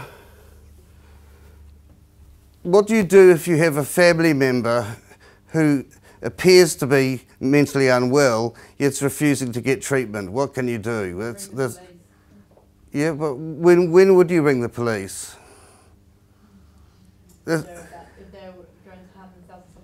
Yeah. So if there's a threat of violence, either to themselves or somebody else, our crisis teams are not geared to handle violence in the community, and they're not geared to respond within minutes. So dial 111 and call the police is the answer. Now what the police do is that they're actually trained, they are trained to assess the situations, and if they feel the situation is controllable, they'll take the person to the emergency department, and then they'll get seen by our liaison psychiatry team there. Or they'll take the person to the cells if they feel that the person is out of control. And the crisis team will see the person in the cells, and if it is a good going psychiatric emergency, that person will end up in hospital somewhere and treated. Yep. I've had experience with a friend who has schizophrenia, and the police were called around, and I don't know about generalisation, and I don't know what sort of training the police get with mental illness, but they just have complete lack of understanding about mental illness. And when someone gets really stressed, they can say things completely opposite to how they actually mean, and I hope that they get enough training and that's just a one-off situation. But to me, the police are absolutely useless when it comes to dealing with people with mental health illnesses. They just look at them as violent. They don't look at them as having a mental illness which might cause them to come across as being. They just look at them more in a sort of a, more of a box. Well, they're not trained mental health workers. Well, then how can they deal with people with mental health issues if they have no understanding of mental health issues at all themselves? They just look at them as criminals, and they get carded into the Taha Rota unit as criminals, and that's how a person with mental health illness will feel if they're carded by the police, not by maybe someone from the Taha Rota unit themselves. The psych nurses can't contain a violent person. It would be considered assault for a psych nurse to contain someone who's not under the Mental Health Act in the community.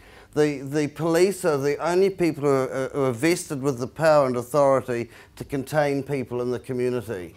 And contain means make them safe, basically. And I sure it's often pretty barbaric, but in general the police are actually very good and they're our friends. So I know there are instances where someone appears to have been treated really badly, but that's the way the system is at the moment. Yeah. In contrast, I have had, I wouldn't say very positive experience, but in the sense that we had to deal with somebody within our community that had become violent towards somebody else in that sense, and also possibly, I mean, we weren't allowed to know what his mental history was, but we did know that there was, some form of probably schizophrenia or something. And the police responded to my call, and they did kind of arrest the person in a way, but they were actually really good with him. I found that they spoke to him on a really good level, they calmed him down, they got him settled, and eventually he went off like a little lamb with them. So in contrast, I'm glad to hear that there was, because I really did, it was our last resort. I'm saying something a little bit different from you. What I'm saying is more that they don't have an understanding of people with mental health issues, is that when they get stressed they might act. That's more what I was saying. I wasn't, so I'm not really saying anything different from what you're saying. But they were really good at, I think because they faced so many stressful situations themselves in some way, they were really good with the level of stress that him and other people that were in that situation were that they were able to talk down. Maybe we just got lucky, I don't know. But we did get two very good people respond to really, In general, they do a really good job, is the truth of it. Well, time is running out. There's just one important point we should cover is to what to do, for a loved one or a neighbour or someone else in your life that's showing signs of some serious mental illness and does not want help. Well, when can you do something, or what can you do? You can fill out what's called a Section 8B certificate of the Mental Health, an 8A certificate of the Mental Health Act. It's an 8A application to have the person assessed.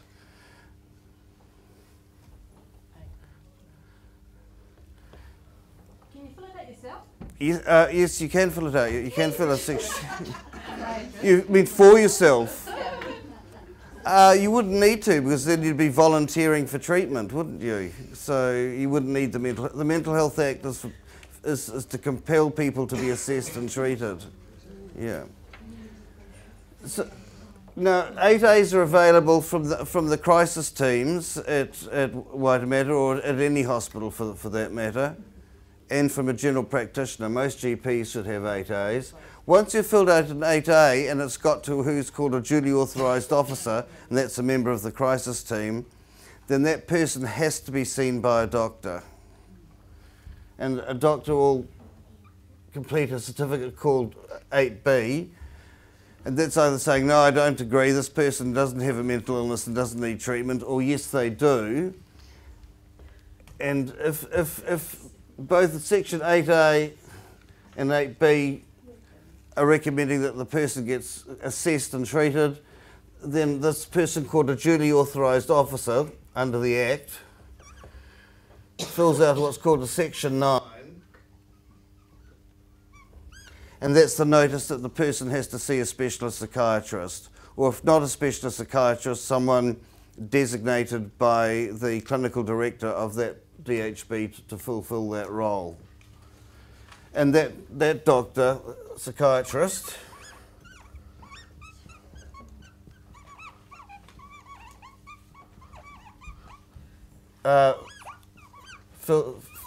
completes what's called a Section 10 and 11 assessment.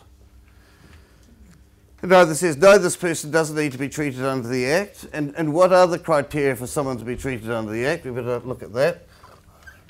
1, serious risk of harm to self or others.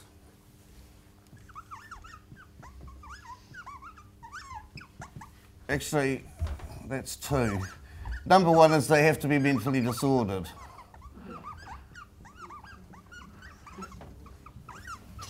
And that's someone who's got problems with volition, that's their will to do one thing or another, perception, mood, and cognition. So if someone is mentally disordered under that definition and pose a serious risk of harm to self or others,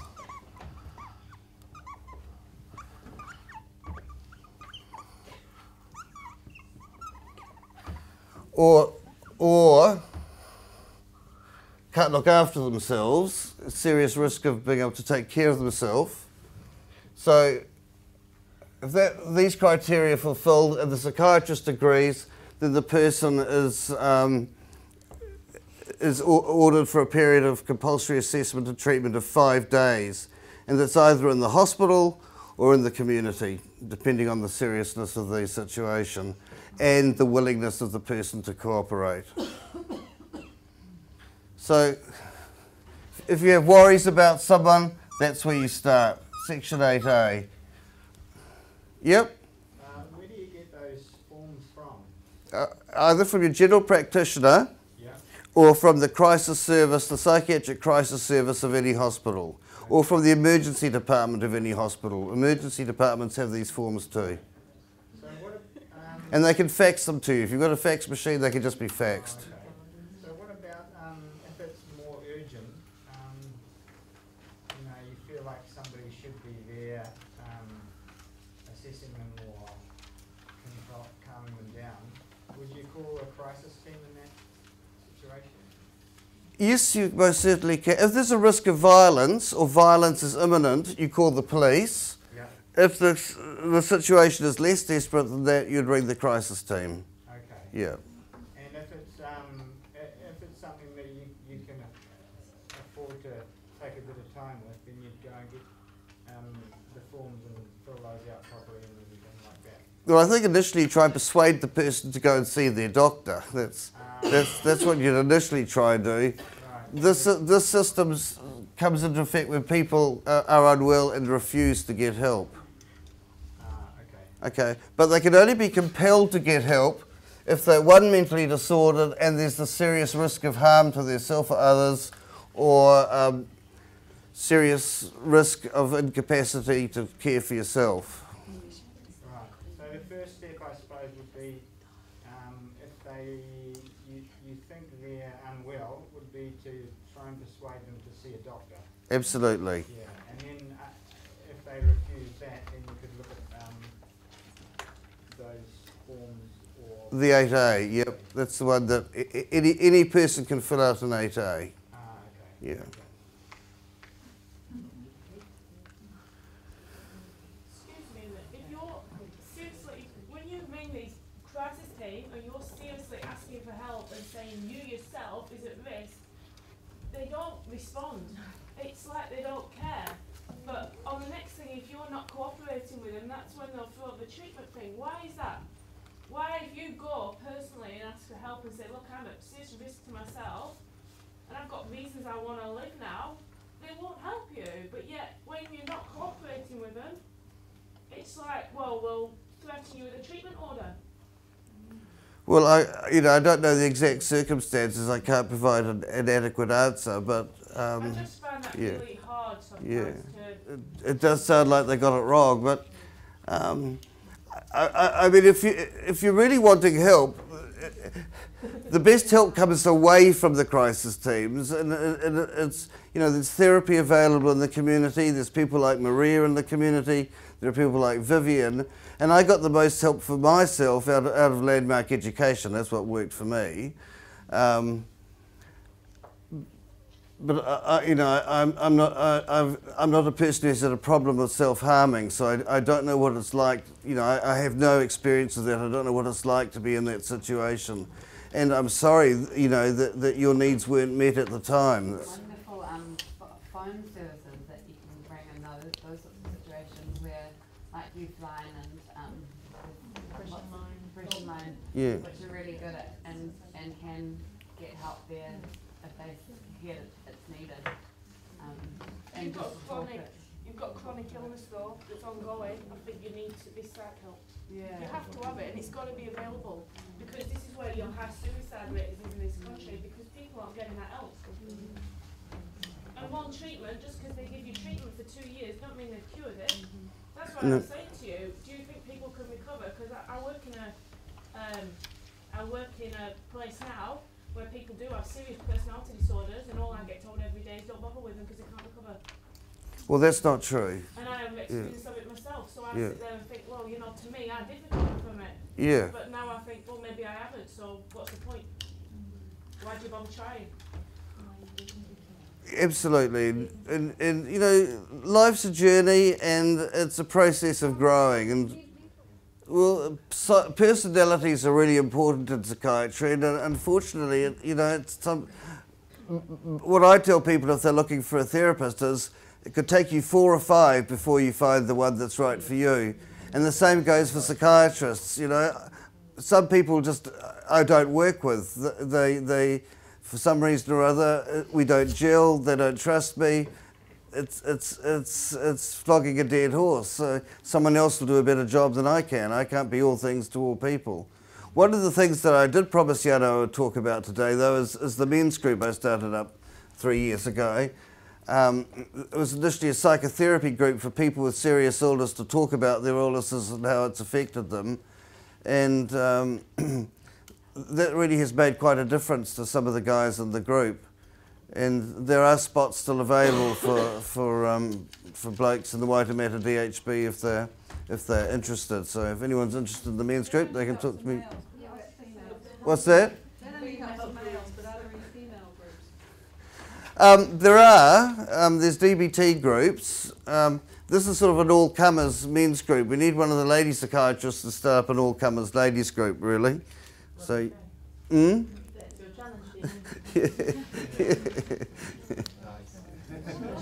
a BBT group? Hmm? What away from therapy. Yeah, it's a type of treatment for borderline personality disorder. Yeah. Yes? I'd like to ask a question about treatment of depression. I've read a book called Depression Explained, which I thought was very helpful for me as a relative of somebody, my daughter actually. It actually was a great read, and she was saying that having suffered this, I think it was bipolar and then depression and anxiety, that by taking, having all the alternative things first, you know, she was insistent on not having medication, going that way, but having group therapies or I don't think group, it's therapy and psychiatry and so forth, and friends and various, that's where I got the groups from, but a group of friends supporting her, that it didn't really help her eventually until she had medication. And she said in the end it was the medication with the support that really worked.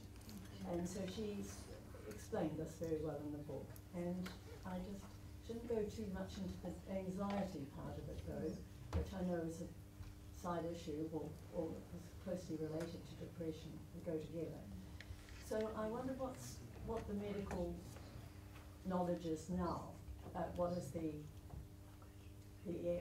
area of expertise and what is best practice, say, and what sort of medication is best?